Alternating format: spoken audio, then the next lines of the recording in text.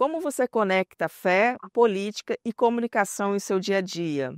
Para falar sobre isso, Rodolfo Kapler é o convidado desta edição do Comunhão Entrevista. Ele é teólogo, jornalista e pesquisador do Laboratório de Política, Comportamento e Mídia da Fundação São Paulo. Ele é autor das obras Geração Selfie, O País dos Evangélicos e Projeto de Poder. Fique conosco para essa entrevista.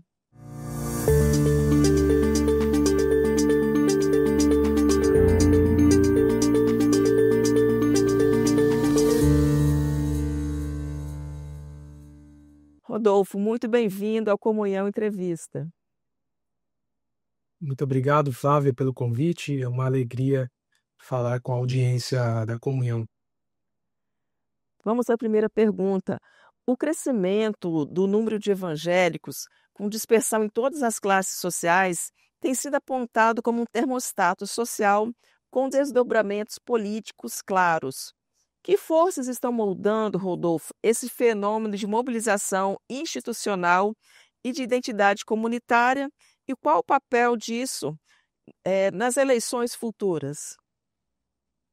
Os evangélicos são o fenômeno social mais importante que ocorre no Brasil há pelo menos 4 décadas.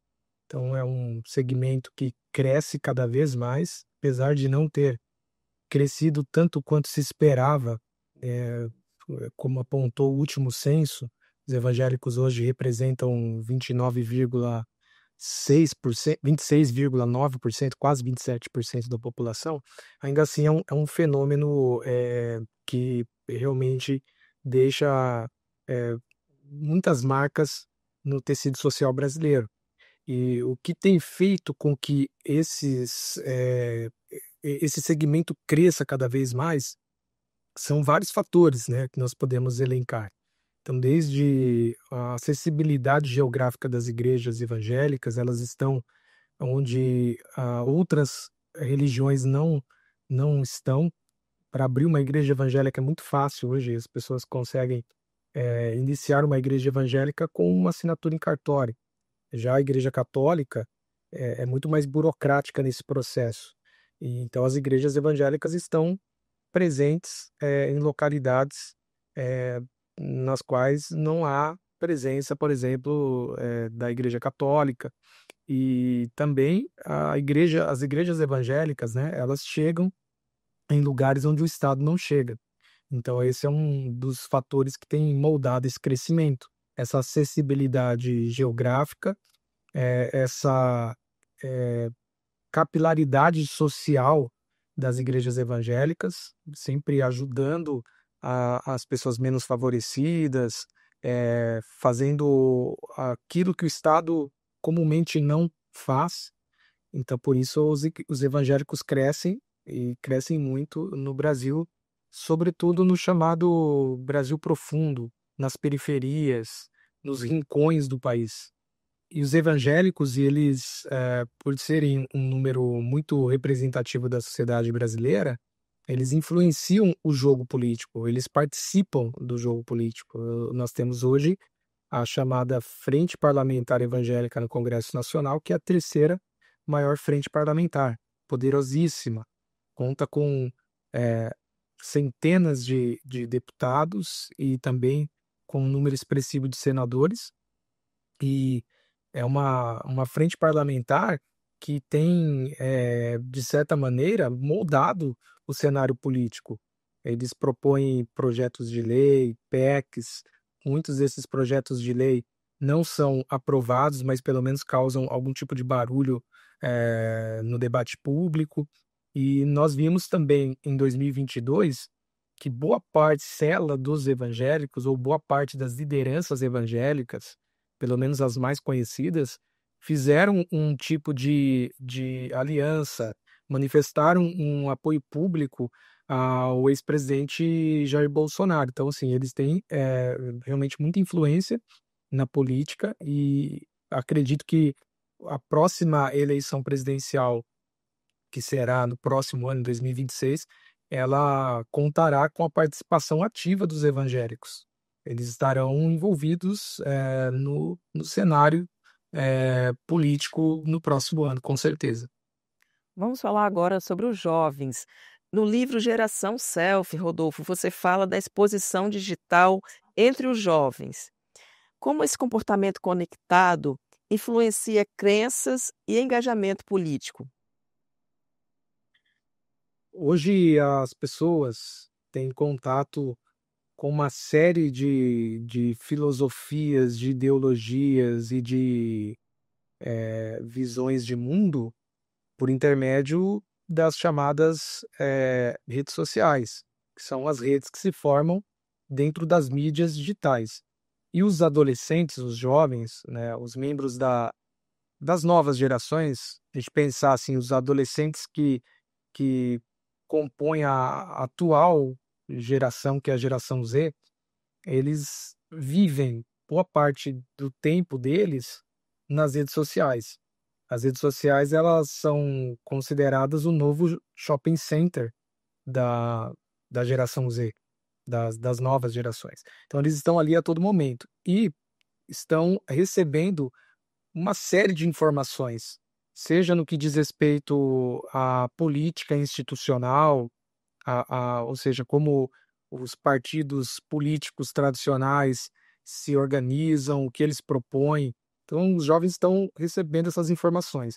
Isso vai moldando a cabeça deles, o modo como eles enxergam a política institucional, o modo como eles enxergam também a própria fé, o modo como eles se enxergam, né, como entes humanos no mundo. E, obviamente, que a, as implicações desse contato dos jovens com as mídias digitais, ela tem repercutido no modo como eles fazem as suas escolhas políticas. Hoje, a nova geração, a geração Z, ela não é muito ligada, por incrível que pareça, ela não é muito ligada a esses conceitos tradicionais que nós temos dentro da política institucional, direita, esquerda. O Brasil está extremamente polarizado, mas a nova geração ela tende a não fazer as suas escolhas políticas baseadas nessa, é, é, é, enfim, nesse maniqueísmo político-ideológico. Então, eu tive a oportunidade de entrevistar 300 estudantes e para o meu livro, né, o Geração Selfie, e muitos deles diziam assim, olha, esquerda e direita não fazem sentido para mim, muitos diziam isso. Ou a esquerda pode ser boa e a direita também pode ser boa, em algum momento a esquerda pode ser melhor que a direita e vice-versa. Então eu acredito que por conta dessa multiplicidade de pensamentos, enfim, de informações, até no que diz respeito às questões políticas, a nova geração ela é muito mais flexível no que diz respeito às escolhas políticas do que as gerações as gerações anteriores, as gerações mais antigas. No livro O País dos Evangélicos, você entrevistou pensadores sobre a politização da fé durante as eleições de 2022. Que conclusões você pode extrair sobre a influência das lideranças evangélicas nas decisões eleitorais? O livro foi publicado ainda no ano de 2022, em dezembro de 2022, e é a reunião de 20 entrevistas que eu fiz durante o último período eleitoral presidencial, 2022, de junho a dezembro. Então, eu conversei com 20 personalidades importantes no debate público brasileiro, entre os quais Leandro Carnal, Luiz Felipe Pondé, Mário Sérgio Cortella, Gabriela Priori, Marina Silva, Marcelo Taz, o padre Júlio Lancelotti, o pastor Silas Malafaia, entre outras figuras. E para todos esses entrevistados, eu fiz uma pergunta, que foi o fio condutor de toda a série de entrevistas, que foi a seguinte pergunta: o que eles pensavam eh, sobre a relação dos evangélicos com a política institucional. Foi muito legal ali observar as respostas que essas figuras públicas deram. Nem todas essas figuras são religiosas, muitas delas não professam nenhum tipo de religião, são apenas acadêmicos, pensadores, intelectuais. Outras são figuras religiosas, como eu mencionei, né? O pastor Silas, o pastor Caio Fábio, o pastor Henrique Vieira, que é deputado pelo PSOL. Então são figuras que fazem parte ali do segmento evangélico ou que estão dentro do catolicismo. Então foi muito interessante observar as respostas. E em todas as respostas dadas por essas figuras, a gente percebe uma preocupação deles em relação ao apoio e à influência que figuras conhecidas do meio evangélico dão a políticos profissionais.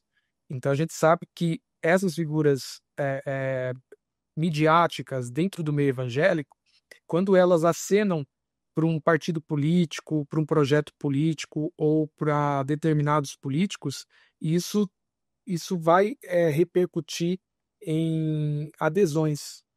E foi o que aconteceu no último pleito eleitoral. As lideranças evangélicas, boa parte das lideranças evangélicas conhecidas no Brasil, apoiaram o ex-presidente Jair Bolsonaro, oraram por ele em suas igrejas, fizeram campanha nas suas redes sociais para o ex-presidente e tivemos ali um número muito grande de evangélicos, ou seja, foi um número majoritário de evangélicos que votaram no ex-presidente Jair Bolsonaro. Isso a gente sabe que foi resultado direto desse apoio, dessa campanha que foi feita. Então, as lideranças evangélicas, elas influenciam muito o jogo político e têm o poder de mudar, inclusive, o resultado de uma eleição. Vamos falar agora, Rodolfo, sobre os desigrejados.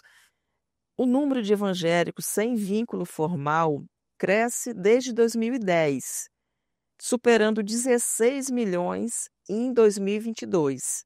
Qual mensagem isso traz sobre o futuro institucional das igrejas evangélicas no Brasil?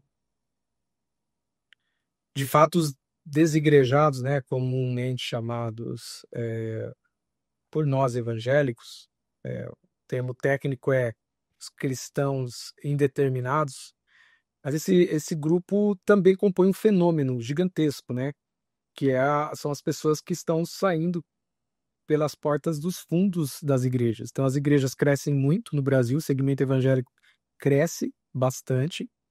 Se a gente pensar que o segmento evangélico representa 26,9% da população, é um número muito grande de pessoas. São milhões e milhões de pessoas que se autodeclaram evangélicas. Entretanto, o número de pessoas que saem das igrejas também compõe um outro fenômeno.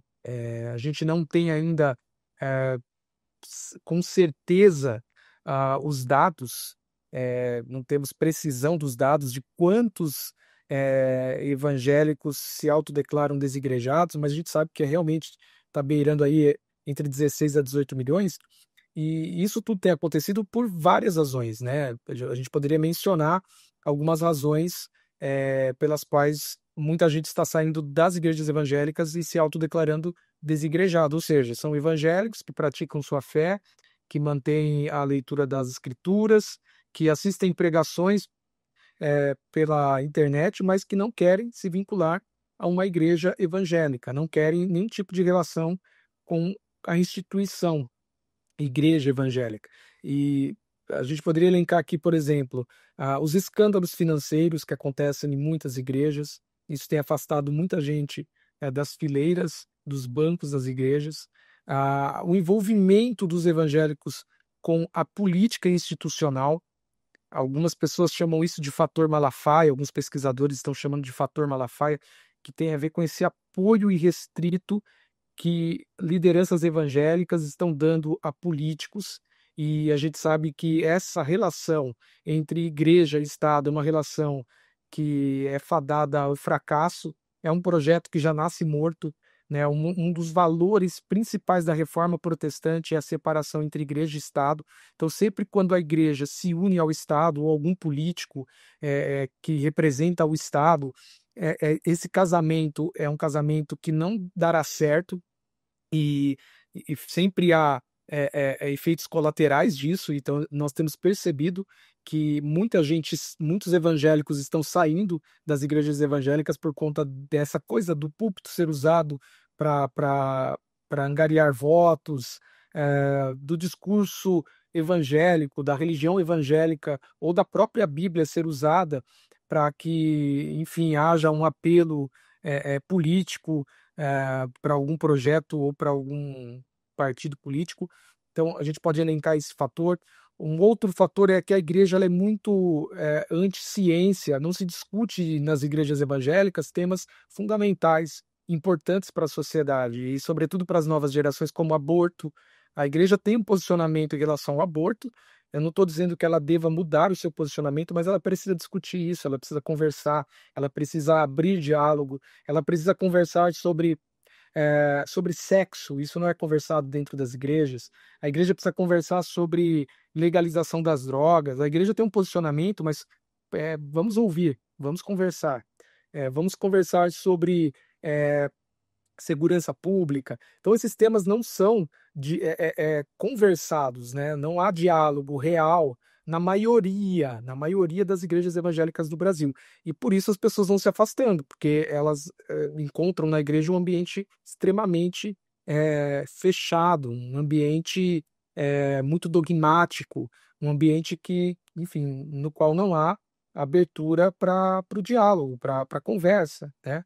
Então, eu acredito que tem muitos outros fatores também, né, que levam as pessoas a saírem de uma igreja, desde questões interpessoais, questões de relacionamentos, né? As pessoas se frustram, isso faz parte, aí, enfim, faz parte de qualquer experiência comunitária, seja na igreja ou seja fora da igreja. Mas penso que esses fatores que eu elenquei, esses principais fatores, que é a ligação com a política institucional, os escândalos financeiros, isso tudo tem feito as pessoas saírem das igrejas e se tornarem desigrejadas.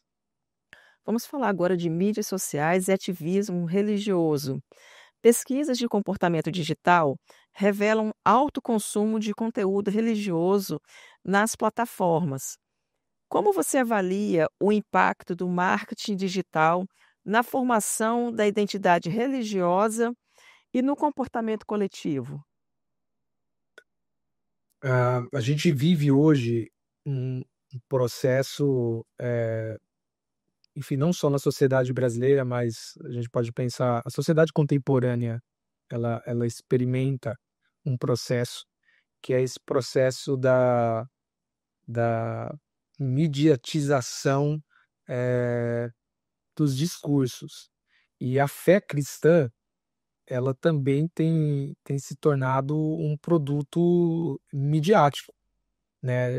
Um filósofo conhecido aqui no Brasil já disse certa vez que Jesus é uma grande commodity, né? Jesus vende. Então, se falar de Jesus, se você colocar o nome Jesus em qualquer oferecimento de produto, você vai ter êxito, porque o Brasil é um país de tradição cristã. Então, se você utiliza Jesus numa frase, num comercial, que seja, você vai pelo menos atrair a atenção do consumidor. E a fé cristã, ela tem se tornado mais um produto da mídia, ou seja, tem participado desse processo de mediatização eh, dos discursos e da realidade. Isso eu penso que é extremamente ruim para a prática de fé cristã, porque nós temos hoje uma geração mais jovem, que é a chamada geração Z. Eles estão nas redes sociais, né? Eu, inclusive, no meu livro Geração Self, eu afirmo que a igreja da nova geração são as redes sociais.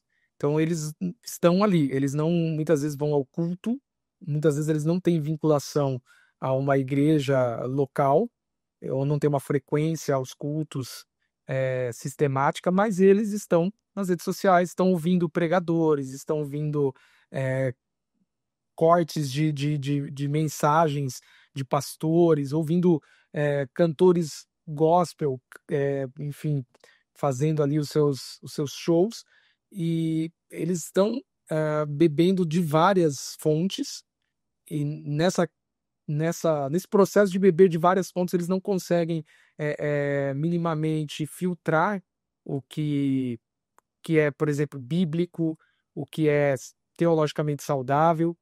E então a gente tem hoje uma fé que ela é muito a fé cristã, né? Como é experimentada pelas pessoas hoje nas redes sociais, sobretudo pelos jovens, é uma fé muito insossa, é uma fé que carece de conteúdo, é uma fé que está muito relacionada aos sentimentos, às experiências sensoriais, e então a pouca reflexão sobre o que as pessoas de fato creem, porque elas acreditam, né? Eu vejo uma superficialidade muito grande que faz parte desse processo de mediatização dos discursos e da própria religião.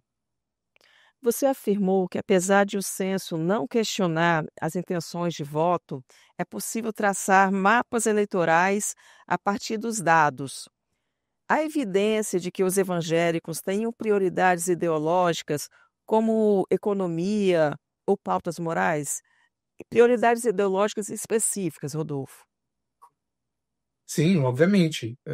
Isso fica claro e ficou claro na última pesquisa que foi feita aí com o eleitorado evangélico, que foi publicada aí nos grandes veículos de comunicação.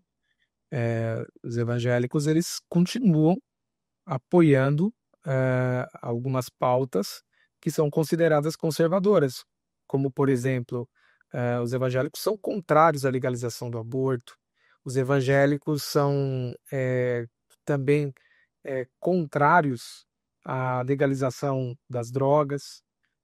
Isso faz parte. Os evangélicos são contrários ao casamento entre pessoas do mesmo sexo. Essas são pautas que são defendidas pelos evangélicos desde que os evangélicos existem no país, e eu acredito que continuarão sendo defendidas pelos evangélicos. Então, existem pautas morais que são defendidas pelos evangélicos na arena pública e continuarão, e algumas pautas também econômicas. Então, os evangélicos no Brasil, eles são eles são muito adeptos daquilo que nós costumeiramente chamamos de neoliberalismo, que é essa crença na meritocracia, de que você conquista se você se esforça, de que o seu sucesso econômico está intimamente relacionado com a sua dedicação, com o tempo e as horas despendidas num determinado trabalho. A gente sabe que isso é verdade, existe o esforço humano, a gente precisa trabalhar, né? Mas a gente sabe também que num país como o Brasil, há estruturas sociais que são extremamente injustas, estruturas sociais que impedem as pessoas de chegarem, né, de terem ali o seu lugar ao sol. E eu acredito que nesse sentido os evangélicos eles acabam deixando de lado essa realidade de que há estruturas sociais que impedem as pessoas de terem sucesso, de experimentarem, ah, enfim, as mesmas oportunidades que outras pessoas experimentam. Então, eu acredito que essas pautas econômicas neoliberais elas fazem muito sucesso com o eleitorado evangélico. E essa é uma das razões pelas quais eh, o casamento entre boa parte do eleitorado evangélico com o ex-presidente Jair Bolsonaro aconteceu. Não só por uma questão de manipulação, como muita gente diz, mas por uma questão mesmo de escolha política, né? Então, por exemplo, o Bolsonaro, junto com Paulo Guedes, ofereciam ali um caminho mais liberal para o Brasil, um caminho mais neoliberal para o Brasil. E o eleitorado evangélico é, acredita nessas pautas econômicas e por isso também houve uma grande adesão ao ex-presidente Jair Bolsonaro. Rodolfo, de que forma a fé cristã pode inspirar uma ação pública de forma ética, sem cair na instrumentalização eleitoral? Nós temos exemplos históricos de como a fé cristã ela influenciou lutas sociais importantíssimas. Por exemplo, a gente olhar para Mahatma Gandhi na Índia, que era praticante do hinduísmo, ele não era cristão, mas ele deixou claro que o que motivou a luta dele, que foi uma luta de resistência pacífica na Índia contra o predomínio da Inglaterra. A Inglaterra dominava a Índia, a Inglaterra expoliava a Índia era uma colônia da Inglaterra. E Mahatma Gandhi, praticante do hinduísmo, lê o Sermão do Monte, Mateus capítulos 5, 6 e 7, e impactado pelo exemplo de Jesus, pelos ensinamentos de Jesus de virar a face, os ensinamentos de Jesus de não odiar os inimigos, de não odiar aqueles que são opositores, ele lidera um movimento que faz a diferença na Índia, né? Então a gente tem ali esse exemplo histórico e posteriormente a Índia é libertada do poder da Inglaterra, se torna uma nação livre, porque um homem chamado Mahatma Gandhi, juntamente com muita gente, levou a cabo os ensinos de Jesus.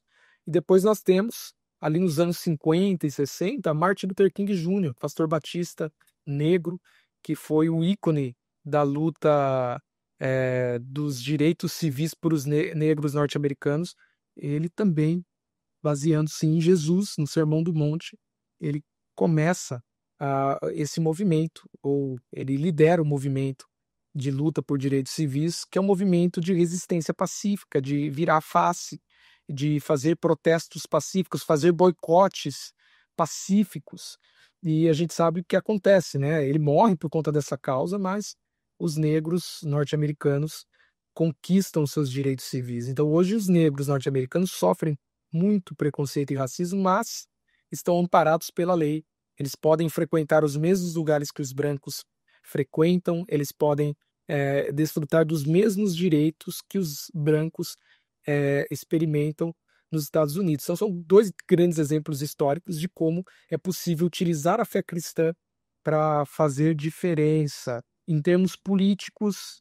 E quando eu digo em termos políticos, eu estou falando de política num aspecto mais amplo, não só da política institucional, eleitoral, partidária.